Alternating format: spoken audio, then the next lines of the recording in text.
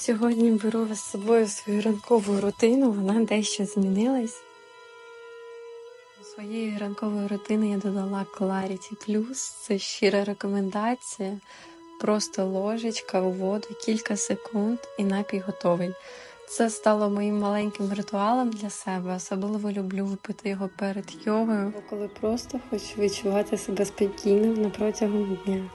За місяць помітила, що реально стала менш втомлена, більш зібрана.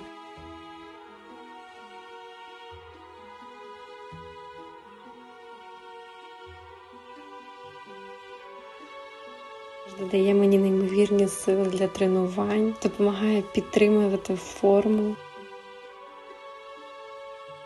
Неймовірно ціную і обожнюю, коли склад натуральний, без зайвого. Найщиріша рекомендація, якщо хочете додати трішки турботи для себе.